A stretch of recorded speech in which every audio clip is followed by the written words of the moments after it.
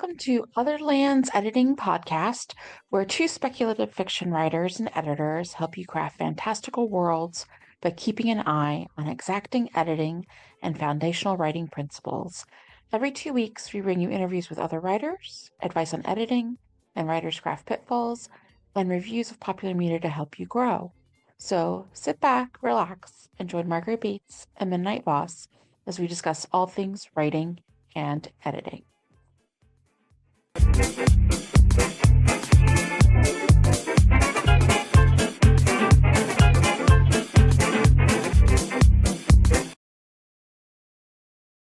Hello. A few notes before our podcast starts for this week. We are talking about point of view, although some of it does eventually get into strategically planning your novel to make sure the character with the right amount at stake is also the focal character for different chapters. So it does sort of evolve from point of view as well.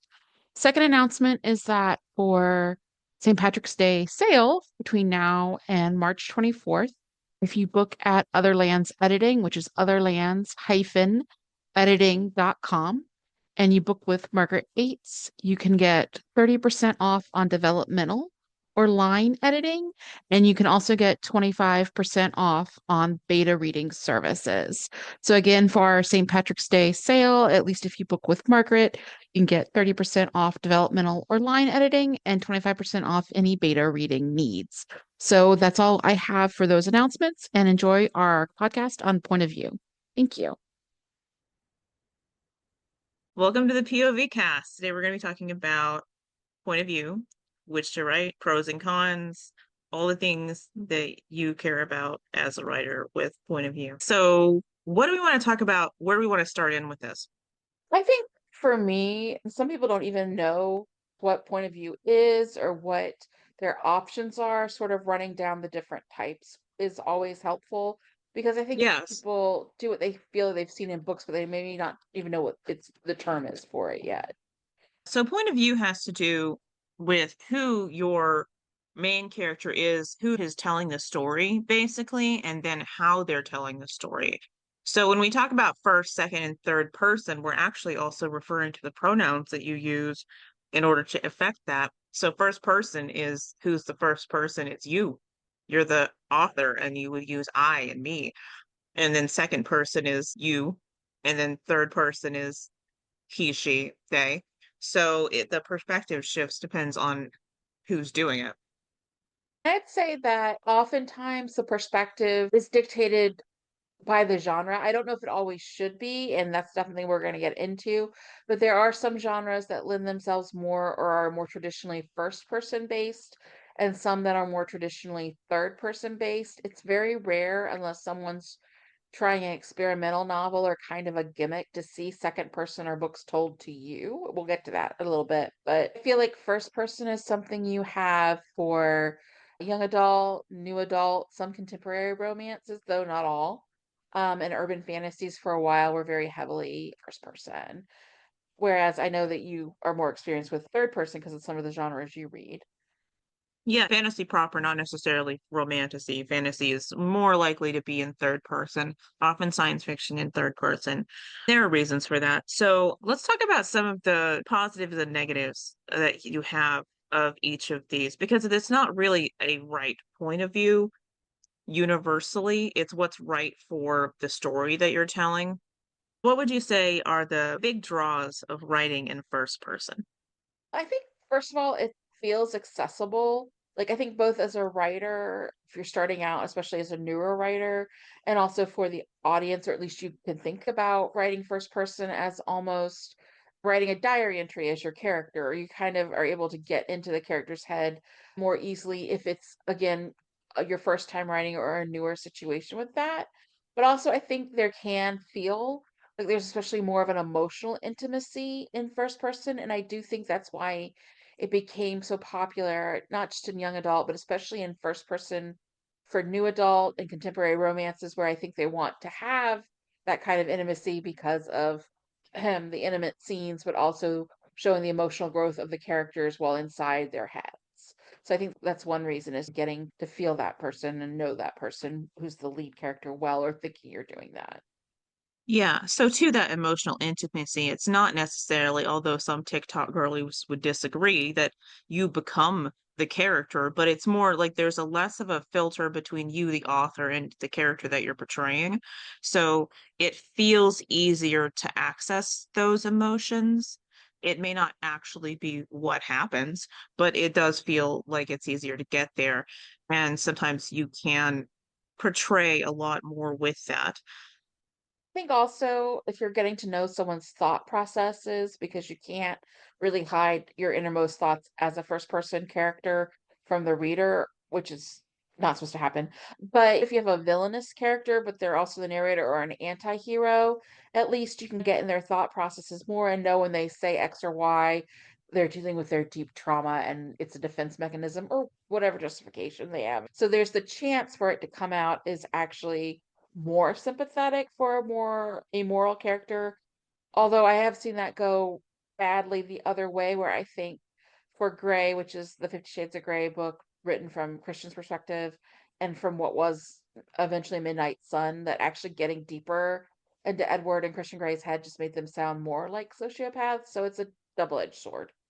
So you and I have talked about how it's really useful to play with POV in a way that allows you to show the flawed perspective that characters may have of themselves or of the way that they're trying to, because this is maybe their journal or their account of things to someone else, they're trying to portray themselves in a certain way. Like you mentioned Harley Quinn at one point, where in the movie Birds of Prey, like, it's very clearly she's just telling the story however she wants to, and then saying, "Oh, of course I had it all covered," and then she falls out of a trash can or something. And so you have that as the author can toy with of what does this character think about themselves and what does the character want other people to think about them. Goes especially in the Hunger Games because I've been rereading it, and the Katniss has no real sense of how she comes off to other people. She frequently thinks of herself as unable to know what to say, and she never thinks of herself in the way like that she is fully valuable and really understanding why so many people are drawn to her. And that's commented on by the characters. I think that's important of when we get to the cons of having the other characters reflect back on what the reality of the character is. I think it's also, again, a lot of this is going to come down to me saying throughout the episode what your intentions are and what your skill level is, because I think you can tell a lot in a very engaging story with a character who is what we call an unreliable narrator. Again, like how Harley Quinn in the movie is saying all these things, and she's literally very obvious she's an unreliable narrator because she has hallucinations. She'll say something, but the visual cues are not matching up what she says in her narration. She goes, "Oh wait, let me tell you something that happened 20 minutes ago that you should have known, but I forgot to tell you." And I think if you're able to use that deliberately and understand that you have a character who isn't truthful, or at least isn't truthful to themselves because they're delusional or they are lying to themselves, and that's going to affect the narrative, that's one thing. I think the problem is, again, if you go those double-edged swords, that sometimes you have a character who is obviously got an axe to grind or an agenda or a slant to their narration, but they don't realize it as the first person narrator that they have an agenda. And that can get a little tedious for the reader to be like, yeah, but this feels, if not inauthentic, then that you're not admitting your own flaws as the narrating character. Yeah, there's a lot of burden on first person where you have to affect characterization and all of that with the voice. I don't think new authors are spending enough time developing the character's voice because it's hard to make something distinct on purpose. It's hard to, if you don't have a lot of practice characterizing speech, then it feels very bland, but then also immature because it's not reflective and That's true. And I think one thing to point out is there's differences within first person. There is the first person where it's more immediate and it's told as time is passing. And then there's that first person more, if not omniscient, then sort of delayed in time, where it's someone who's sitting down and reflecting on things that have happened in the past.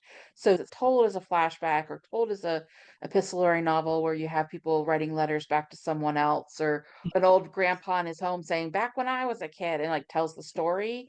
It does have interesting tidbits to it because you could do like, little did I know this was going to be the worst day of my life. But at the same time, it can kill tension. I think about this as the Stephen King model where he'll have something like The Body, which is a short story that became the movie Stand By Me, which is very much back in the 50s, this was happening and this is my perspective and blah, blah, blah. And it's like the kids didn't know at the time they were going to find the body. And at the end, the first person narrator mentions how they all ended up and some of them died and blah, blah, blah. And so it gives you this gift of hindsight in your narration, Yeah. but at the same time, since you know the lead character who has to be alive to narrate it, unless it's a horror story, I guess it could be a ghost.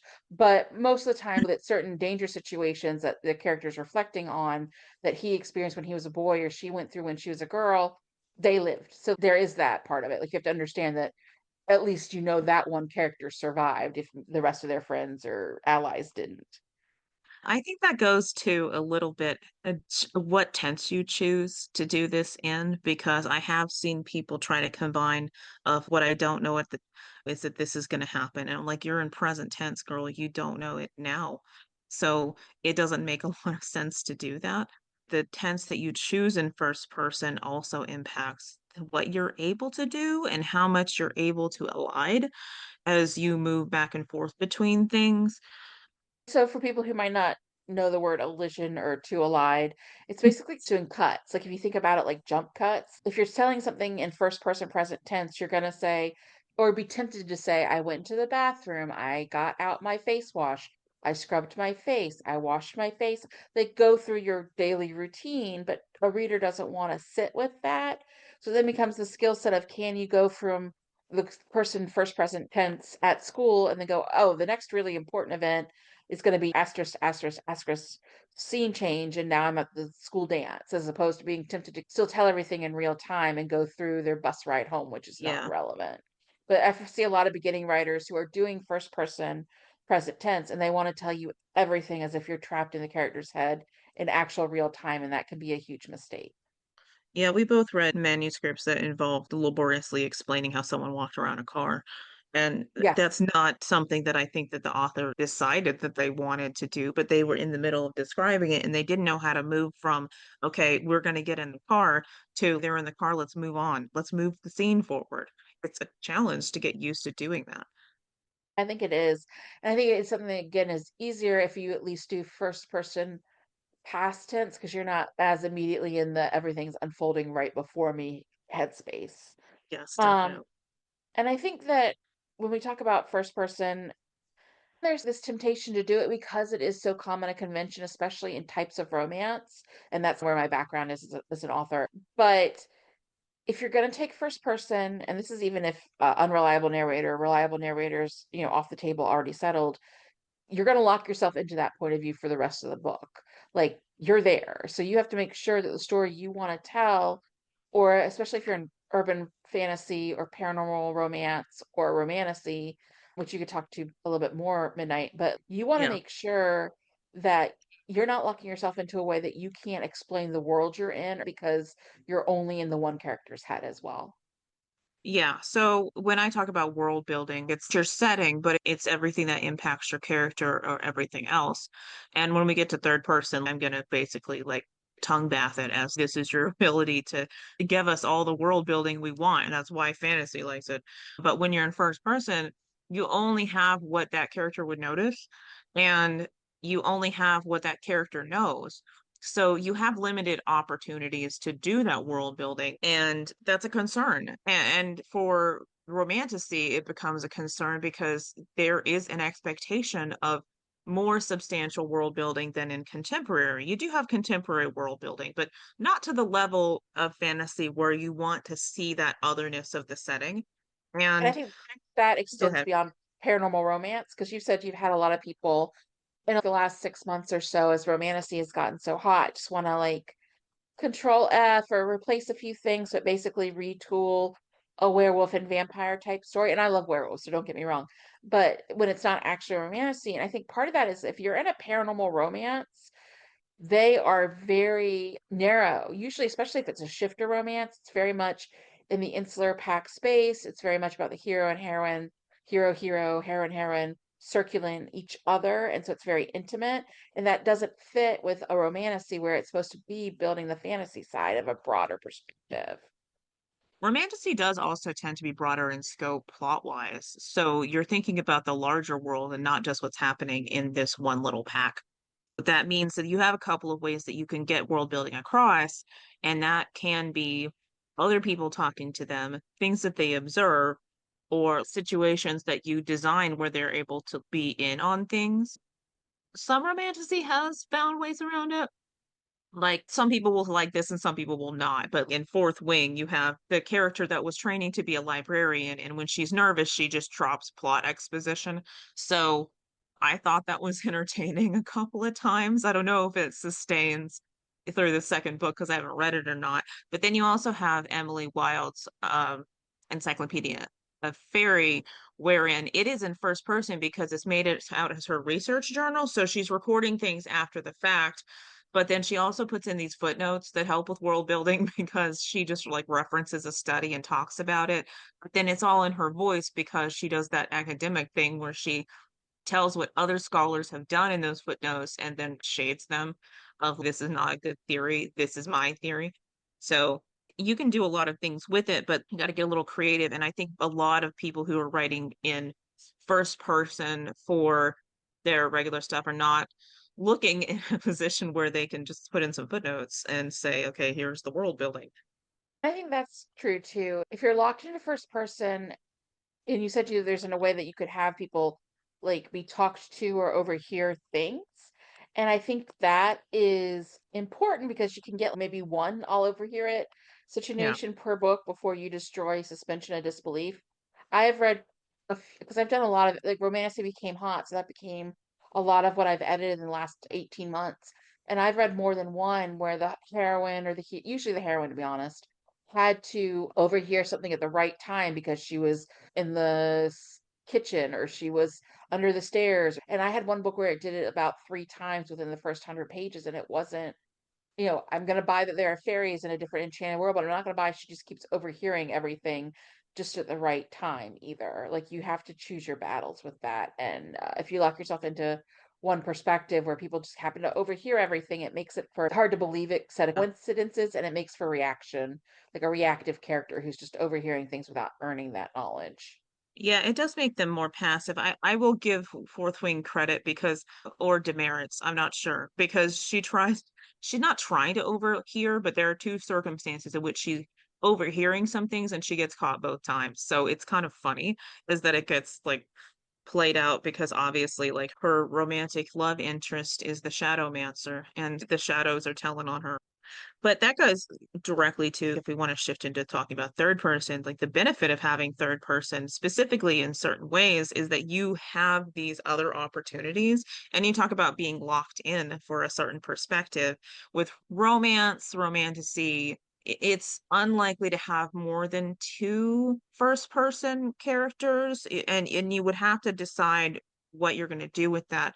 But with fantasy, with third person, you can have like 6 to 8 without totally destroying people's understanding of what's going on if Six of Crows is any indication, and it did extremely well.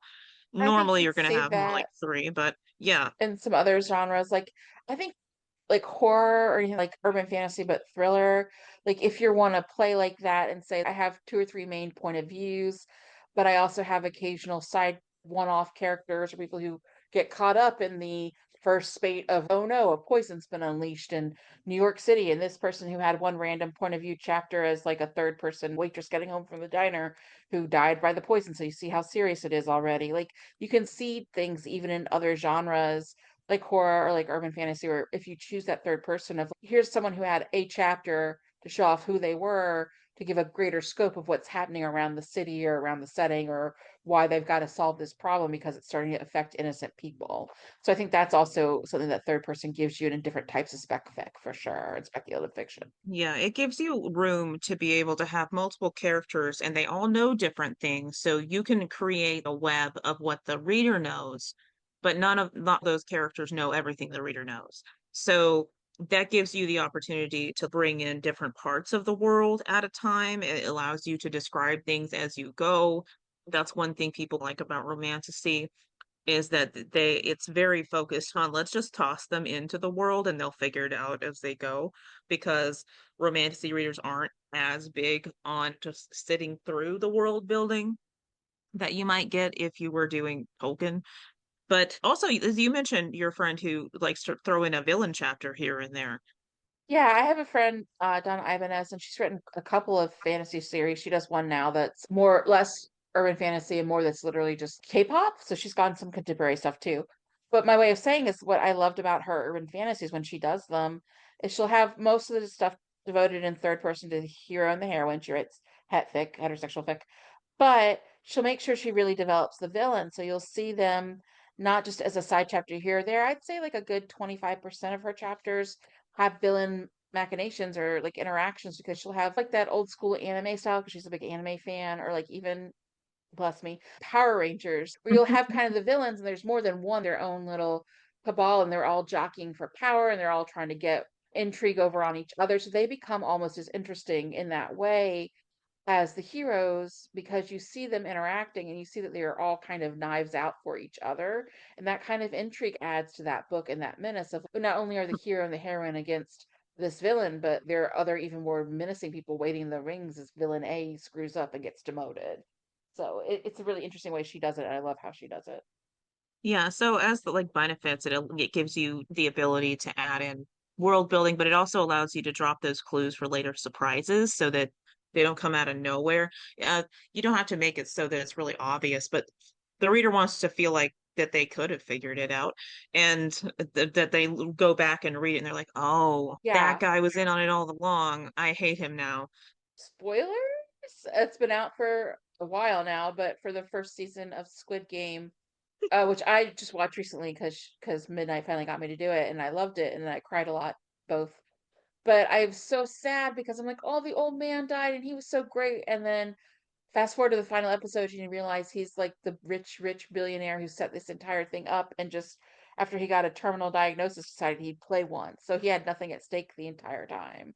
And you're like, no. And then if you go back as the series, as Midnight told me, like you'll see little hints that he was never, and even like the big one I should have realized is that we always see more of the body afterwards, or them taking them down to be treated after they're a corpse, put away, and you never see the old man actually die.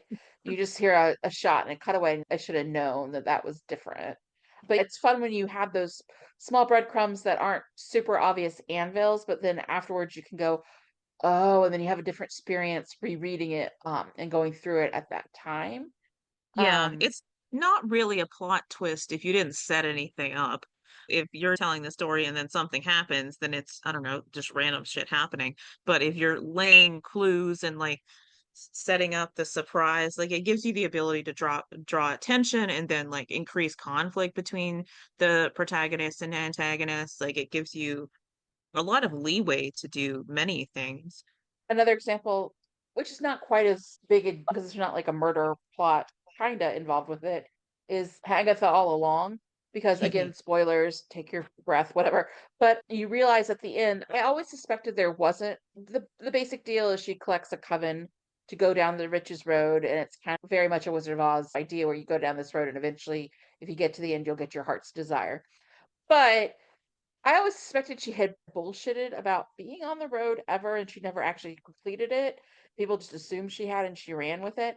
Oh no, she created the road as a con because her ability is to obtain magic by draining it from other witches till they die. So she made up the song as essentially a way to trick people to thinking they were going on the witch's road when it doesn't open because it was never supposed to create a new world.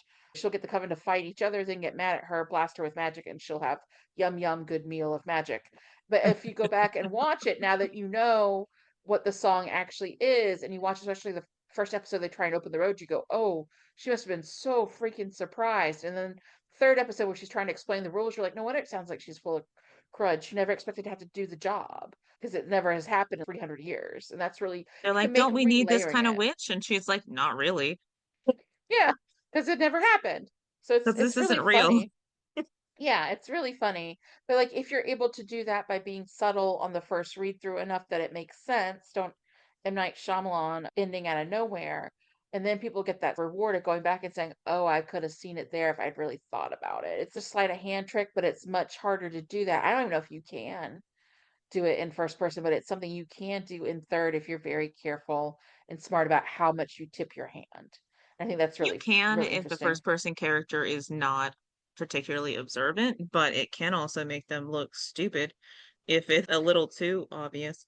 Um, Yeah, I think there's that skills issue again. Like in first person, it is easier to make someone look quote too stupid to live, where they're just not putting pieces together because you, as the author, isn't ready for the character to make that connection, but the audience has already figured it out.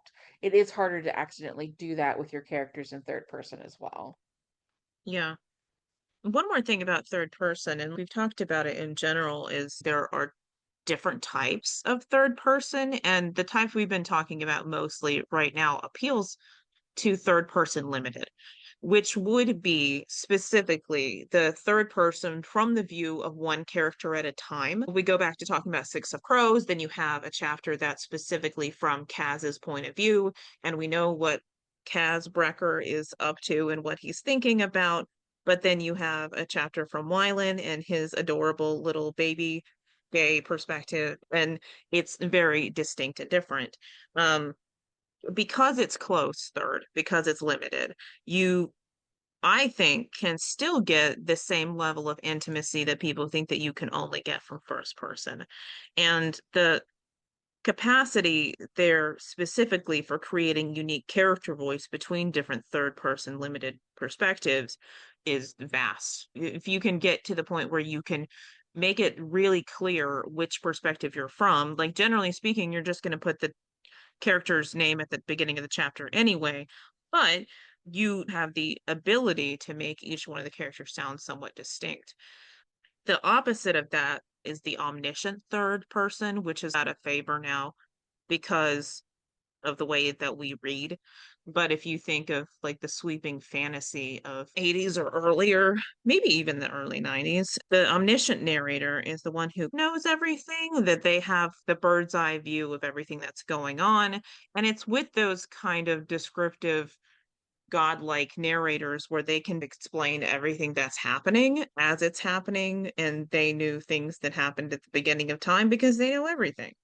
I was thinking about Um, it as the once upon a time voice. If you're sitting down for an old story or folk tale, the once upon a time, this is what happened in our magical story. Although the one thing with third person is back in the earlier days, like 50s, 60s, 70s, they were more willing to head hop and confuse people in that way, or more willing to have an omniscient where you might have talking about this character in the next paragraph, you talk about the other character, which we don't do anymore. If you go back and look at like pulp novels and some older novels, they will have, but it's just not something that's been in convention in the last 40 or 50 years. So to be aware of like, yeah. this is what was and this is what's informed how we write now, especially for popular fiction, but it's not really something you're going to do now or have readers be as comfortable with now. People don't have the same kind of attention span for even, say, like The Hobbit, to sit there and tell us the history of the Shire for a few minutes, or then to wander off in part of Lord of the Rings and talk about what happened to some donkey that wandered off. And so it it exists. And I think because we're so into the close third person, it's actually more difficult to do that because if you're that deep in one character's head and then you jump to someone else, it is going to be confusing. But if you're surface level with everybody, then it's not that strange to tell us what the dog was thinking and then move on. So what are I know and you warned people when we got to this stage that you would lavish attention on the benefits of third person, but what are some of its drawbacks? I think early on in using third person, you may have some world building fails where you can't get out of info dumping, like you get into it and you start talking about something, and it's not as an easy shift between like telling the history of something and that current action. To go back to the Hunger Games, I'm reading one of the newer books, The Ballad of Songbirds and Snakes. It's technically from Snow's perspective, but the jump between him being at a buffet to thinking about starving during the war is weird. It gets a little boring. And that move into descriptive backstory back into the current moment isn't as fluid necessarily as it could be in first person. You also have the issue outside of world building of maybe going into what you call plot cul-de-sacs, if you could explain that to us. I plot cul-de-sacs are like a side quest or these things where the characters will get into a subplot and they complete that particular task or they need to do something. But then once they've done it, it has no bearing on the rest of the book and its actual action. Going back to a pretty mainstream example from a couple decades ago, but the Mortal Instruments, The City of Bone, the first book in that series by Cassandra Clare, they have like 50 pages are devoted to rescuing Simon after he's abducted from Magnus's party to a vampire hotel. And in the course of that particular book, once they rescue him from the vampire hotel, it doesn't have any bearing on the rest of the book where Clary's trying to help her mom and stop Valentine. Yes, later in the series, once it was assured a series deal, it comes back that he was bitten and he eventually becomes a vampire. But in the course of that book, it's like 50 pages that are just taken out to do the vampire hotel plot, and then nothing of that actually contributes to the main job to try and save Clary's mom. It's like, well, that happened kind of experience.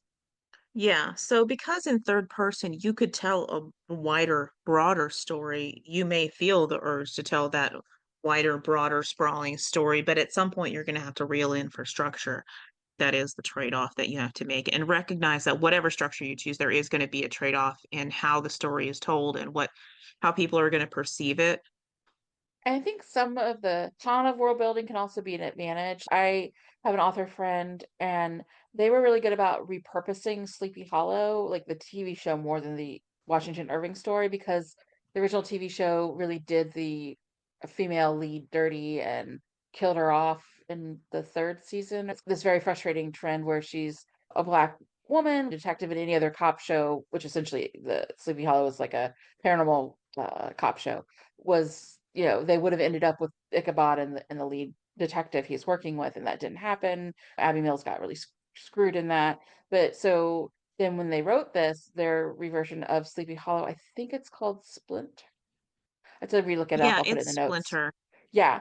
And they really use that advantage because you're not just looking at the heroine and the hero in third person, but you're also getting these flashbacks to the heroine's ancestor and the ancestors non-binary, and sort of how everything with the horseman got started and how that line of power goes through her ancestor to the heroine. And that really deepened that lore. But if you had written it as a first person, where you're only going between the hero and heroine, or even if you'd chosen third person, but not to add those extra options of world building through the third perspective of the ancestor, it wouldn't have been as rich. And I think that is always something you can consider as well. Again, where you have that balance of world building, where how much is too much exposition, but also how much is giving you a glimpse through a third or fourth option you just wouldn't have had if you're doing a more traditional new adult, young adult romance, contemporary romance, where it's only the two love interests, first person perspectives back and forth.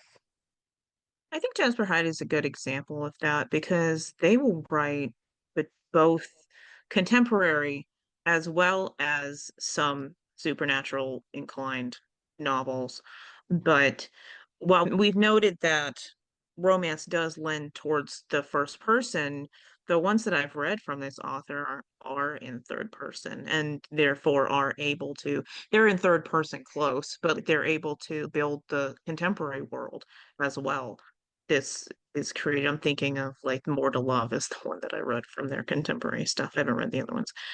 It's not hard and fast. Basically, these roles where they say it's limited. I think that is a limitation of third person, that some people will have this perspective that they're never going to read third person because they only read first person. But you also have the other side where someone may be biased against first person like me because they've read so many where the voice was just not good. And so you just don't want to deal with it. But And I think it, that's the other side of it, because we had mentioned limitations of first, but also structurally, if you've read bad first person a lot, I know why it turns you off, because a lot of times it can become like very sing-songy, or like reading a very set list of I did this and I did that. So you can't vary that as much. And then you feel like I did this and I did that and I did, and you're like, okay. And it just kind of overwhelms you eventually. That's true. But you don't have to, you're capable of describing things around you, what other people are doing in first person. It's just that it lends itself to that. And it gets to the point where it puts your teeth on the edge of, can you just stop? Yeah, so I Give me think a real people who story. have a lot of, because I'll read anything. I don't really care on the perspective one way or the other. I write more in third person because I know I don't necessarily have the skill to consistently do first person with the voice. And even in It's fan a fiction, I would struggle. say I've written millions of words of fan fiction. I've wasted my life. But out of that, I can think of maybe 3 or 4 million words of fan fiction, maybe 200,000 that's in first person. And I can't think of one I've written in first person in the last 10 years. So it's not my thing. But I do understand why if somebody got burned out on not great written first person or first person for maybe newer authors where it wasn't really hitting all it could do, how that eventually turned them off of first person as a whole, as like a risk. I can't understand Yeah. how that fatigue can't set in. As a side note, if you do get into writing fan fiction, one, it's fun. And two, it gives you a lot of practice writing specific voice because if you're writing from a specific character, then you have the audio version from, unless it's a book that you're writing fan fiction for. If you're talking about, like, I don't know, Bucky from Avengers or these days Agatha and Rio, then you can watch the show and write it from Agatha's point of view and you can kind of hear the voice. And if you get to practice hearing that voice, you can create a better voice and then say, okay, well, I know how to do these cues when I'm doing it in fan fiction. Now, in my original fiction from third person limited, I can still affect a specific voice. So it does give you a lot of practice for that. Yeah, I will say that I think one of the reasons I was able to do first person in disclaimer, Smallville fic, I mean, that's how we met anyway, is that I chose Clark's first person and he is kind of a facile character. So there isn't a ton going on there, and it's more like a lack of self-reflection and voice to begin with. So that is what it is. Yeah, I I am will doing like I'm trying to write a YA dystopia right now, and it is a challenge, even with all the practice that I've had doing voice, because then I have to think about what her voice is and things that I would not necessarily do in third person that are a little more conversational.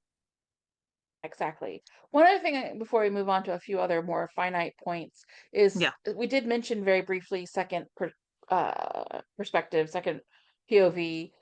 There's not tons to say on it because people don't use it a lot, but just for a little clarification on second point of view, what are some pros and cons of that?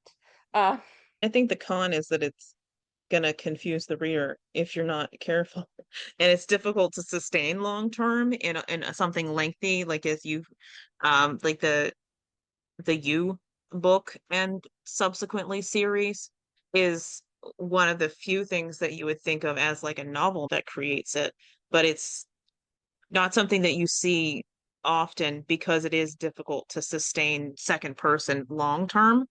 and I think it can feel Um, gimmicky. I know there have been some good short stories over the years that have done it for like maybe a few thousand words, but outside of the You, which again is the preface of the TV series, I can't think much of a book that was able to do it well.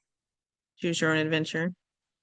Yeah, well, that's different. Those were fun, and if they brought those back, I would read Bring them them all back over for again. horror and sexy times would be fun. Yeah, well, I think that's kind of part of it is with second person. The reason I think the You book works is because you're in the head of serial killer Joe Goldberg, and his You is literally talking to his victim, even though it's in like his own inner narration and thoughts. Like it's got this undertone of menace because he's not just writing, he's thinking about the You every time he thinks about the You, you're like, oh gosh, this guy in reality is like standing outside her window and watching her or going on social media to track her down. It's a You, but underlined with tension. I think that's why Choose Your Own Adventures were kind of fun as kids because they were taking you on an adventure and they gave that kind of emotionality of you're exploring things. I think if you can use that in a way that taps into an emotion really deeply, they could be fun. And yeah, I would totally bring back Choose Your Own Adventures for certain things like horror romance even for adults. That could be fun because for a certain set of millennials and early Gen X's, we grew up on that in like middle school and lower high school, so we'd totally be down for that. But they're pretty rare. The thing is, like, there's a difference between the You as in Joe Goldberg narrating someone else, or he's actually the perspective. Um, but if it's you and the perspective is that the person reading it is what you this is what you're doing, that's a different thing. And in either case, I think if we had to talk about a pro of this, is that it's very good for making the reader uneasy and projecting really difficult and complex emotions on them. I'm not saying it's Yeah. easy to do that, but that's Well, even a with the choose your own strength of it. adventures, like you knew if you accidentally picked the wrong storyline, you die and you have to be like, Yeah. darn it, and go back and figure out where you made your mistake to win the book.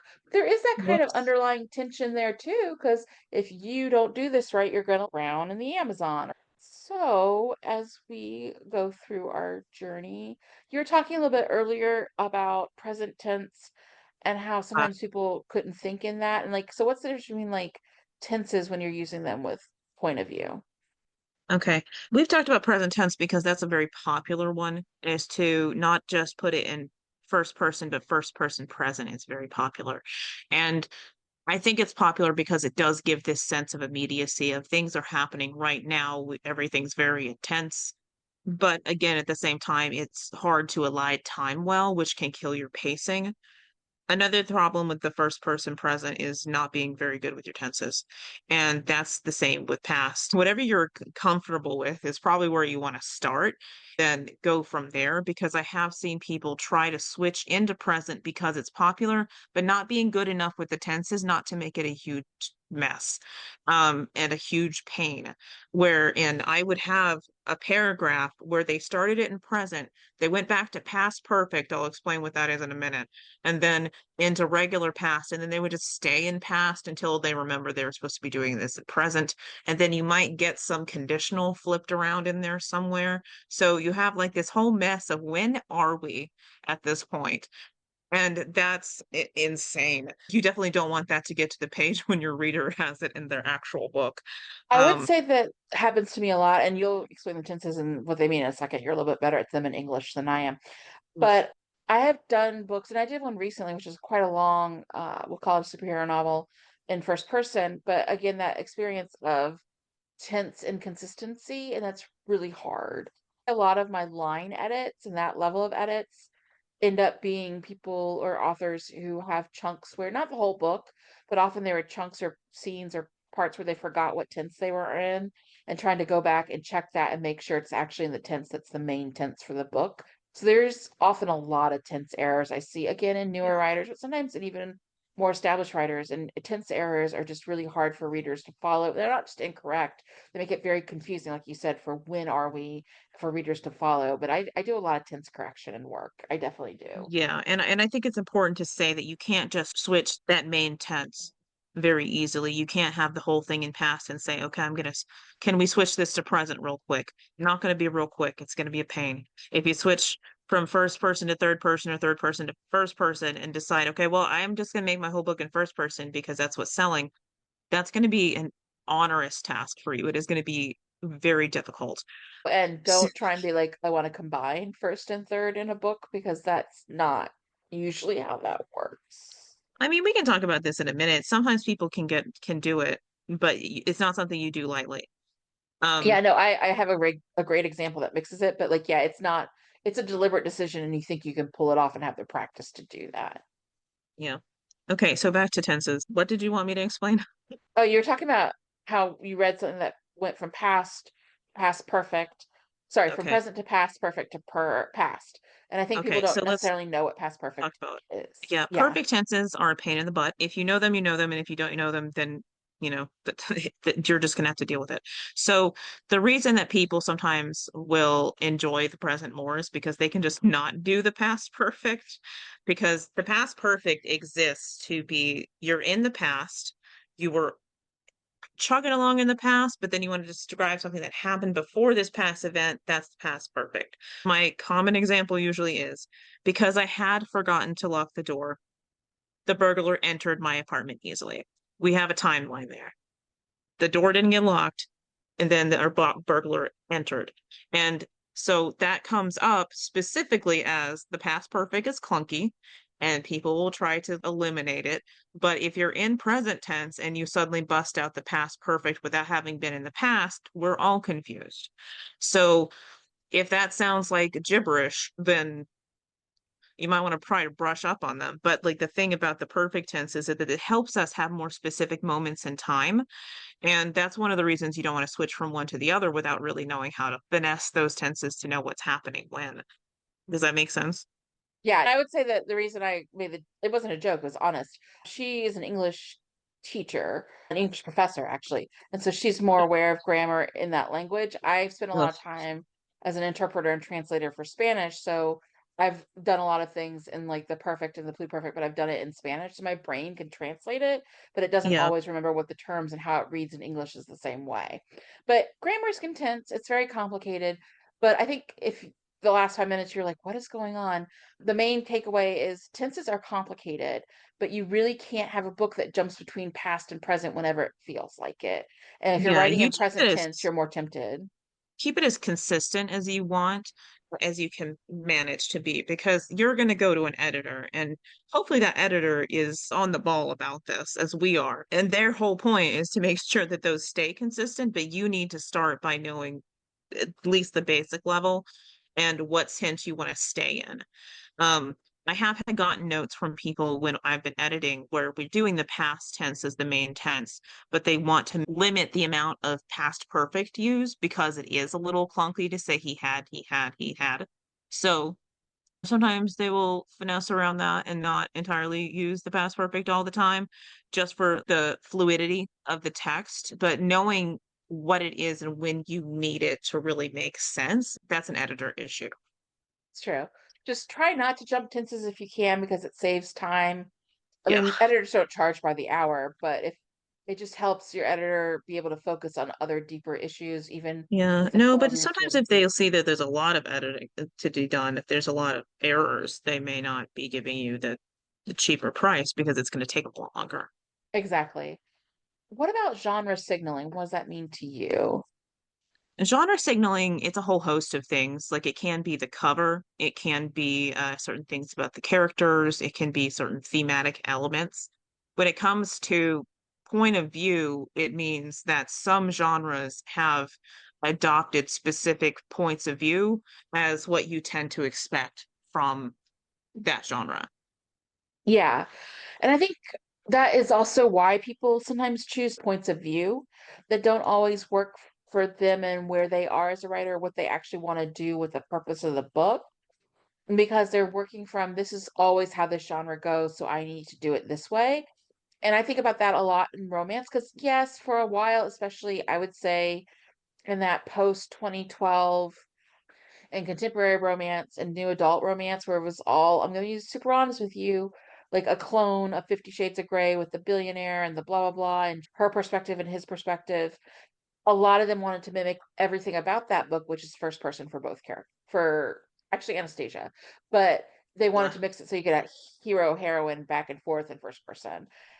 I would say now I have seen contemporaries where it's equally as likely you could see it in first person as in third, or at least a third to maybe 40% are going to be in third. So it's not as much of a, oh no, you wrote your romance in third person.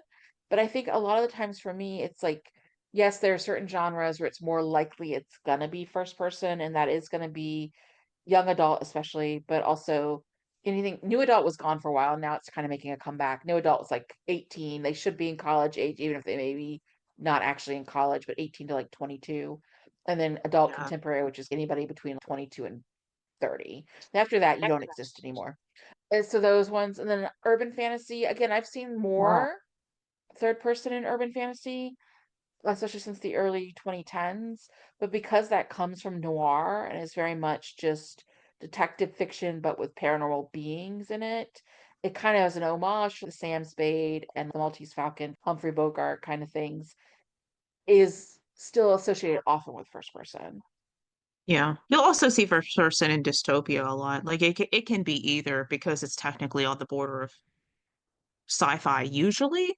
Like you can have a fantasy dystopia, but it's less common. But there are a lot of main texts in dystopia that are first person because they do want you to have that sense of immediacy with the main character. Now, and utopia proper were a little different back in the day because you would have, I don't know, there's like this character who comes out of nowhere to tell you all the things about the utopia and explain it to you. But then it moves into a little more first person so that you can experience the dystopia with the character. That's somewhat important. But then they also sometimes have genre bending, genre breaking things like I've mentioned a couple of times, The Handmaid's Tale, and how at the Yeah. end of The Handmaid's Tale, this has been first person all the way through. It's been offered, but in the end, they tell us that this was a set of tapes that they transcribed after they got her out. And they talk about Gilead in past tense. So, like, they're doing something there. That's a shift between first and third because the ending of a dystopia is meant to suggest, okay, you can still fight. And then you have Parable of the Sower, which is entirely in Lauren Olamina's perspective. And then the second book in the series is narrated by her daughter, who is collecting transcripts not just from Olamina's journal, but from the father, from the uncle, like other snippets of things so that they can create that bigger world. Then because Octavia Butler is the grand dame of science fiction, she can do it. So like there are things within dystopia that signal that this could be our main way of signaling dystopia, but it's not necessary. Um, I I have won't had big, overhash it, but I would say that the book version of Planet of the Apes, called Monkey Planet because French, does this, but they use it more as an effect to, at the end of the day, create a twist and sort of a bit of humor to the book, because the book's actually more of a satire than it is a dystopia. But yeah, I've seen it in other types of more stuff that borders on science fiction where they use that as, if not a rug pull, then at least a sort of a surprise at the end that hammers in their message. And back to you, I'm sorry. Um, I think I was going to move into talking about like fantasy as being generally thought to be third person because of the abilities you get out of it. I did have like a throwdown with a client, not that we fought each other, but more that she fired me because I was trying to explain to her that there are a lot like signaling via third person in fantasy is what you want to do if you want it. This was before the romanticy craze. So there was no like, I can just to this book and this book and this book. She was determined it has to be, there's romance in it, so it has to be first person. I'm like, this is not going to work. And she said, you're fired. So um, at the end of the day, you don't have to listen to your editor. I don't know if was she ever that ended up writing the it. Ayn Rand one? Or it wasn't Ayn Rand, but it felt like No, it, where the guy who just is like, here's my no, businessy business for like 50 pages in the middle of no. a show. That was a lot. It was like, I have a magical businessy business. I'm like, I don't need to know how you have a perspective fix or Those like a were in big first business person, plan. weren't they? It didn't seem Yeah. like it. It was so extensive. No, I you didn't read the 50 pages about the, here's my business plan to get all powerful in the city. I'm like, I can't do this anymore. Sometimes people are really married to the perspective because they're like, this is how it has to be because this is the only way I've read it, or this is the convention that's the most popular. But sometimes it's short sight. So you were saying fantasy, you get that advantage with the third person, I guess if your editor's telling you one thing, like you don't have to listen to them. Like they can just tell you this is probably what your best bets are, but okay. which is a fair point because if you get into a relationship with an editor, and we'll talk about this more, but you do make choices. Even as a client, you make choices, but people are trying to tell you the best they know from a lot of years of experience at the same time. But now romantasy does exist, so you could do your fantasy novel in whatever you want. Yeah. And also, as far as third goes, sci-fi works with that a lot. Horror. Sometimes there's first person horror, and I think especially not necessarily published, but podcasts that have scripts or creepypastas do first person. But I think in general, horror tends to work better if it's third person because you can get that greater sense of the scope of the horror. And especially if you're having a character who's going to die mid-book because they're like the first cannon fodder, that way people don't feel cheated. Like all of a sudden you've got a new narrator. So that's thought as well. What would you say to someone who wanted to kill their character in the middle of the book? Let's say we're not dealing necessarily with Divergent, but like if you're doing something and they want to off the I character. think the only two times I can think about where it happened are in Divergent, where in the final book Triss does die, and they just make the other guy who is her love interest the narrator, and also in Twilight Breaking Dawn because Bella is in a coma kind of thing after she's bitten but hasn't risen yet, and she's had red asthma and it's a big trauma. But Jacob narrates for about a third, not That's a out of little weird. nowhere. Yeah, he's never been the main focal character between her and Edward, and he's never had first person. Only Bella has had first person in the first three and a half novels. So It's like, readers didn't take that well either, even though she survives and ends up finishing the narration herself. But I think once readers get through two or three books where that's the heroine, that's the hero, that's whoever, narrating as the first person, they're not as great of, oh, well, now she's in a coma, so, or oh, crud, now she died, so here's the other person. They don't seem to like, I think it makes it more difficult for you to continue a series if it's been fully from one person's perspective. yeah, Um, I can't help but think of the problem of Harry Potter, where because it is third person limited exclusively, and Harry is not a particularly observant character, that were moments where Rowling would just have a chapter from someone else's perspective without any notice. It's just like suddenly there's a third person omniscient scene with Snape doing some kind of magical handshake. And that's there because she needs to signal to something to the audience, but she can't do it in her framework. And I guess that's frustration for me of when people break their own rules. Because I focus so much on world building, I want people to stick to their rules or at least try to work around them. But but Midnight, can't I just shift between any POV I want? I mean, you can, but the reader's not necessarily going to follow you. That makes me think of So, that book I was reading where it was both, what was it? I think it was second person past and then first person present oh, alternating. that's confusing. And it was so disorienting. Also, the second person past was someone writing a letter to someone else telling them about their history together. And I'm like, this person was there. Why is this in second person? Why are you telling this person what happened that you were both there for? And they don't have Alzheimer's, so no excuse. Yeah. Wild. So that you can do whatever you want at the end of the day, but it's not necessarily gonna work. Yeah, I will Um, say that I had one recently where it was all like everything but second person perspective. I had a little bit about first person omniscient. I had a little bit of first person. I had mostly first person, like limited, just like the one heroine. But sometimes she'd have notes where it's like the heroine was reflecting on, well, I'll have to tell you about that another day. And I'm like, but then it'd be third person from some of her love interests. But then sometimes it'd be third person omniscient, where it was more like once upon a time God outside narrator on at least one chapter, Make a and it was struggle. all is through all the book, and it was just very confusing. You're just like, yeah, pick a struggle, because it wasn't for effect. She just didn't know. She didn't know the difference between slipping into more omniscient and the different points of view to begin with. But she definitely didn't get that you just can't go. Here's the first person because I really like my heroine, but I want to hear from her love interest. So here's some third persons from them just sporadically. Sometimes this guy will get a chapter, that guy will get a. It's too much. It's too much. Yeah, you got to be careful with those shifts. Like, I want to mention right before we talk a little bit more about the shifts is you can actually do first person omniscient. Like, it's in first person, and that person thinks they know everything. And the book that have the example is the Lemony Snicket books because he was not there for any of that stuff.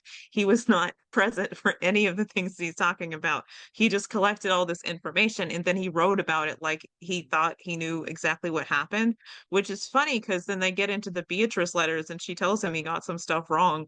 So he's very confident that he knows enough to completely slam this 12-year-old girl of Carmelita Spats of like how terrible a person she is, but he's never met her. So you can play around with things like that and you can split the shifts in POV, but you don't do it without considering what your audience is going to do and one, what they're expecting and how much they're going to be able to follow you. So like Yeah, and in I romance, you have usually the lead couple, either just the woman or the lead couple, as you mentioned with the 50 Shades goes back and forth between the two of them, it but romance doesn't, but tends to. eventually she writes like the second trilogy from his perspective because cash grab. So I Well, think in my mind it he's a blurs psycho, together. so Yeah, yeah, um no, it's real bad. It's like reading because I have actually read American Psycho because I like that book from Bret Easton Ellis. Go figure. And the narration is really similar, and you're like, oh no. I don't think she did that on purpose. I just think Christian. Gray is that much of a creepy cipher of like craziness, and you're like, oh no. Sorry, derailed, but No, but then you have like the why choose romance where it's mostly the heroine, and then you'll toss in one of the dudes occasionally, where it doesn't have to be like her, him, and then him, and then him, and then him, and then back to her. Like it's mostly her, and then it'll be like Brett, and then her, and then Suave, Bob. and then Yeah, whatever, whatever. Yeah, I have a where they lot of can feelings focus on her because about that's the why genre. choose. Yeah, because I feel like if there's some really good ones that I have read. I have this weird, like, I'm the kind of person who likes horror movies and I like found footage, and I know they're not going to end up very great most of the time. Same thing about reading. I like why choose, especially if they're going to be actually poly and have FF and MM couplings in them. But like, I know they're not always going to be very good because what happens is a lot of people feel they have to set up a why choose with the heroine, usually is the archetype, and three or four love interests, and they have to do it all in like 50 to 60,000 words, and then it just becomes love interest one has blonde hair, love interest love two has black The hair, and different love colored interest Ken three dolls. has like, yeah, exactly, they're interchangeable personalities, and like you don't feel like you get a sense of any of those guys at all. It's a worse problem in paranormal romance because you'll just say, oh, a prophecy says we all must be together, so there's no tension or like struggle for the, usually the male love interest, to agree with each other or not fight each other. But I've seen it done well where they actually commit to do it over a course of a trilogy, and they have to actually have three of those characters and the heroine, and they build that relationship over time, and you get to know each of the, usually the Yeah. guy love interest, and what their perspectives are. I just think with why choose, which is a whole other topic, but a lot of times they become so indistinguishable because it's such a short time frame that it's like, eh. But I think that also goes back to point of view. Like it's mostly when it's the head why chooses this female fulfillment fantasy where everything's doting on you, you're the center of attention, you're in the footsteps of the heroine. And so her perspective becomes so important that if you get a side chapter from love interest one or two or three sporadically, that's how it's going to go, but you're the focus because you're sort of living this experience through the heroine's first person perspective. Yes. I think that in those few chapters with the guys, that they should try to make sure that character is unique, as if we can really get into their perspective. Because I have seen them switch over the guys chapter just to move the plot along, and you can do that, but it doesn't help with the character problem. Do you want us to be invested in this story a little bit, a little, whatever's happening? So We how need do to be I invested in him too. make sure someone's not confused if I am, say I have a wide choose and I'm switching between narrators or in a first person or a third person limited, or even if it's, a romance, I've got two people going back and forth, especially in a first person. How do I denote that for people so they're not jarred by shifts? Different fonts and colors. No, no, we do not do that. I had seen this post at a Reddit group or something where the author's like, I have four first person point of views for my romance book, and I'm gonna do each character with a different color for their font and a different font, then have like their name at the top. And I was like, oh no, that's a lot of color, which doesn't even make Yeah, sense but because the in print on demand you can't choose colors, but also I don't want to read a yeah, book where someone's Comic Sans and someone's Papyrus and then someone's whatever, and I'm like, it's too wingdings, much. the wingdings guy. At Um, that level, yeah. I think that most people will just put the name at the top of the chapter and they're not going to have them bouncing around between different perspectives in the same chapter. That's the point of having the limit is that you choose this perspective for this point because this person is going to get us where we need to go at that point. If you rein yourself in enough to have, okay, this chapter is by Bob and this chapter is by Larry, and then the next chapter is going to be back to the heroine, Jessica, and then we back to the vampire love interest. And then if you delineate well enough, then it shouldn't be a problem to get too confused. We're going to be reading kind of quickly if we read a lot, and some readers are not even that attentive. So make sure that you are not switching it up so often that they don't know who's talking. Yeah, I think Um, the each chapter per whoever's going to be the narrator and labeling the top of the chapter with the name helps a lot. And I agree also that I don't really, caveat, but and I'll explain in a second. I don't really like that I'll also switch within scenes. I don't think that's very helpful. I think it's really yeah. jarring most of the time. It's hard. Back when I did fan fiction, I'd switch like each chapter would be back and forth between the characters, right? Each chapter would be like Lex and then Clark and then Lex and then Clark and Lex and then Clark. fine, everyone's going to follow that because they know who those characters are. But we don't know your original characters well enough to know the vocabulary of the thing. And you can signal at the top of the scene who's in charge of that scene through the perspective and what they're noticing, even in third person. But Yeah. it's actually harder in first person to signal at the top of the chapter who's doing what. But when I move into original fiction, I don't do it within the same chapter because it is so difficult to back and forth with them following me. That's the point, Yeah. is that I need them to follow along. This is So, where, yeah, like my one thing is I understand if people who write romance want to do it within certain types of chapters where the scenes are intimate, but otherwise people get so confused. look, just give enough sexy times that he gets a scene and she gets a scene, and Yeah, I it's feel like it's still better if you strap different chapters for different sexy times. MM. Then maybe we don't need to know what his thoughts are, honestly. And some of the why I choose, I really wish I hadn't been in their heads when they were with the girl, because they're I think, thinking gross stuff. Can you just have yeah. sex? That's a different point. Boy, now that's we found out Different another chapter. topic to talk about. Is just like how to get into a guy's head without making him super gross, Ugh, or a caricature of being a guy. That I see read it a lot, and maybe it's because I don't know. I just be the not safe sometimes for work podcast. yeah, well, yeah, but I mean more from I read the perspective of guys in romance fiction, and a lot of them are just jerks. A lot of them are just they're ready to have their own fresh and fit Andrew Tate style podcast. I'm like, oh, That's that's more about exactly how they it. Like view that's the women. guy. Yeah. And I'm like, I would rather not.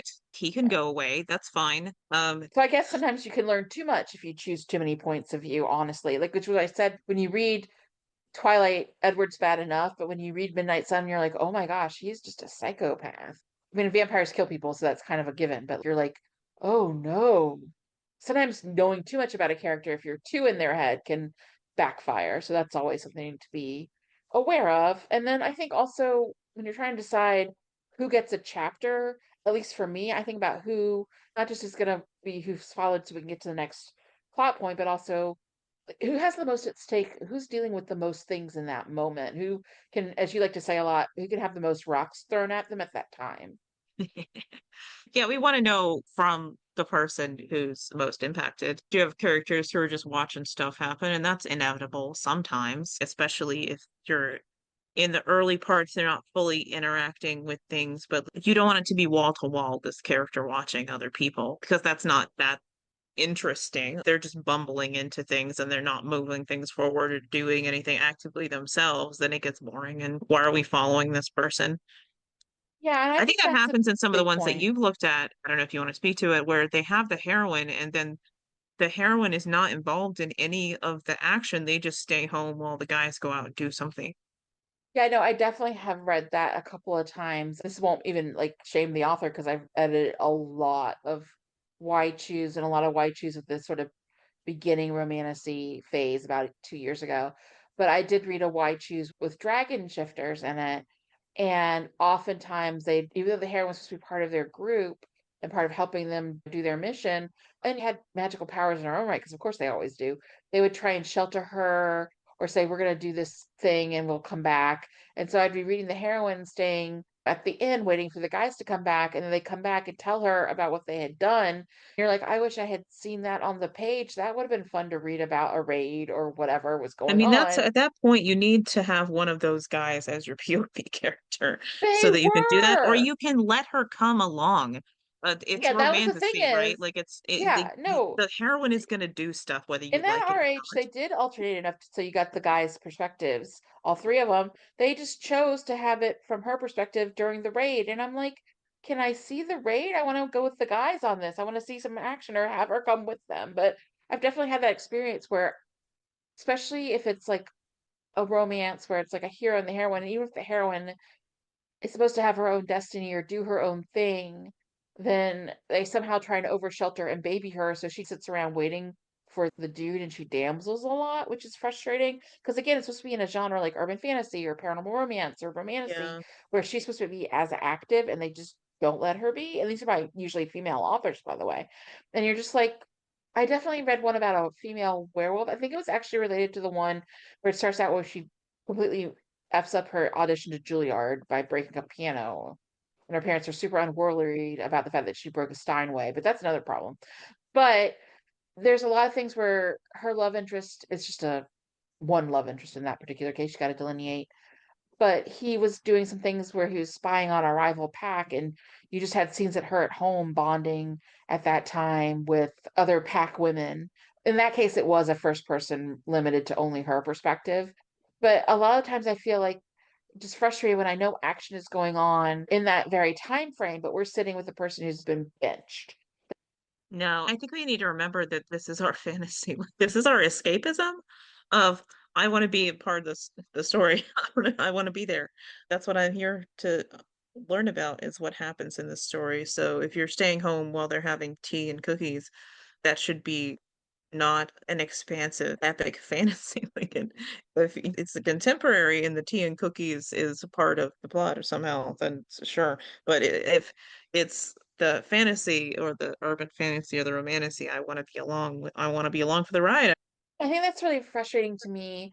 And that kind of brings me to my last point that I can think of today is passive characters. Because sometimes if you limit your point of view or what you're willing to do with setting up your points of view, or even how much each character is going to get focal attention and rotating points of view, you create these characters who are passive. Especially, I see it most often with heroines where they're supposed to be doing something, but either because it's first person perspective and she's not supposed to know that yet, she can't, or she'll just stumble upon the information without earning it, or worse, where, like I said, that other book where it's three dragons and her, and they were all getting perspective chapters, but the manly men go off and do the thing. And so you're not getting her perspective for events that could be interesting because she's not allowed to go, but you're still not going along with the three dragon guys who are going to actually have a fight. You just get into that situation where she seems passive, but worse, they're going to come back, hang out, and then debrief her on what happened. So you kind of get told this like almost third hand, and it makes it really boring. Yeah. Also, I think for those surprises, it means that you don't have the setup to them because she's not been there for that, or that she should have known that by now. Yeah.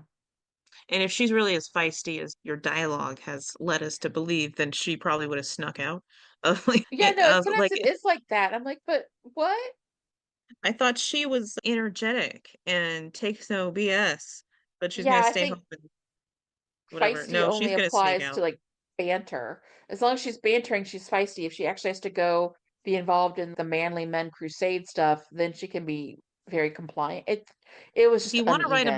write a mouse, okay? Like you gotta pick a character. Give us who she is and stick with give her some character development. Maybe she gets stronger over time. But if she's gonna be who she is and she's not a passive person, then don't make her passive in the book. Go Yeah. ahead. Oh, I was gonna say, even though we're queer writers and queer people, and we do read FF as well, we read Sapphic and we read male, I see this problem the most in heterosexual male female or female with several men in a why choose situation.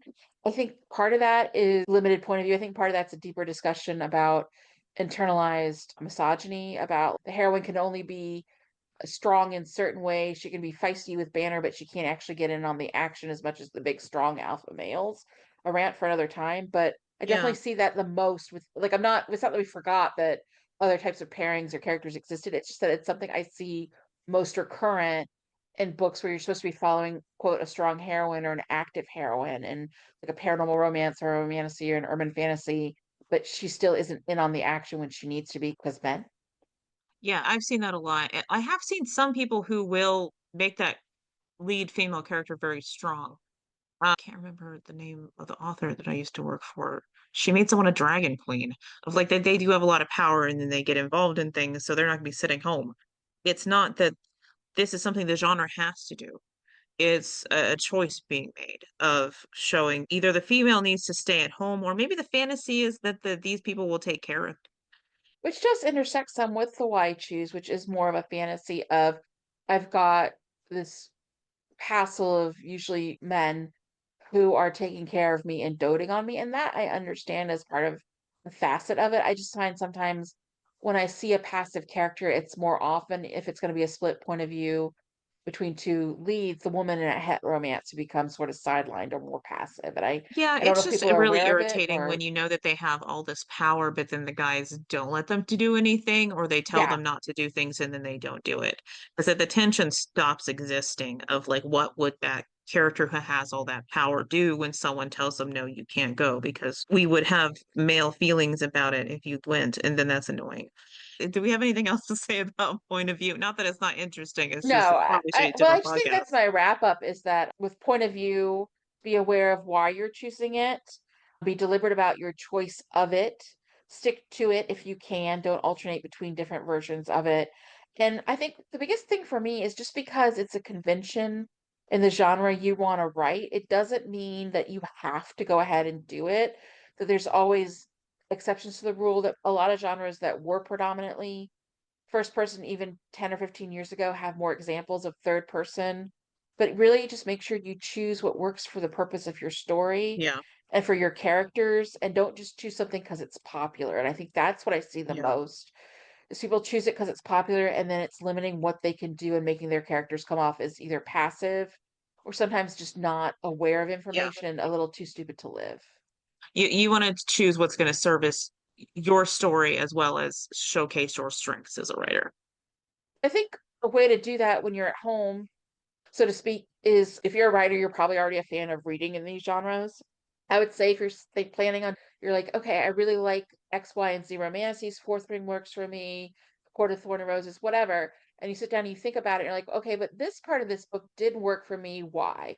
Or okay, I did read a third person romance, and actually this worked for me because. Don't just read the books and not think about them. If you're going to really start writing in that genre, read a few of those, reread a few of your favorites deliberately, and think about what they did with their point of view for that book that worked for you and what didn't, and which point of view you want to choose within that genre based on what your favorites could have done better. Do that Yeah. research to make those deliberate decisions.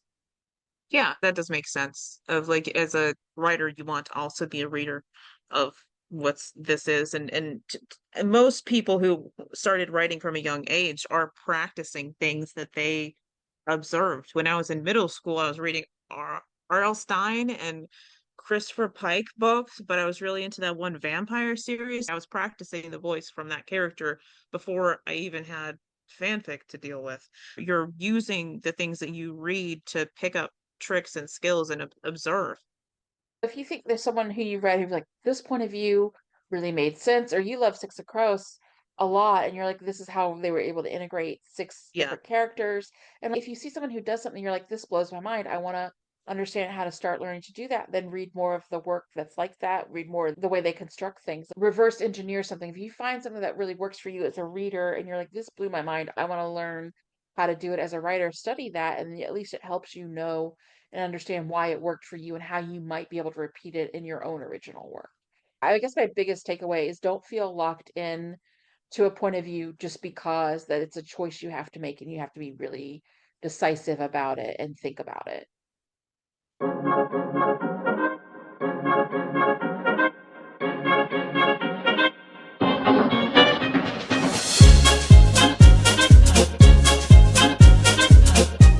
Thank you for joining the Otherlands Editing Podcast. Look for our next episode coming soon, and in the interim, be sure to like, share, and subscribe. Also, if you want more information or want to connect, you can find Margaret Bates and Midnight Voss at our site, Otherlands Editing. Until next time, keep writing and keep refining your words.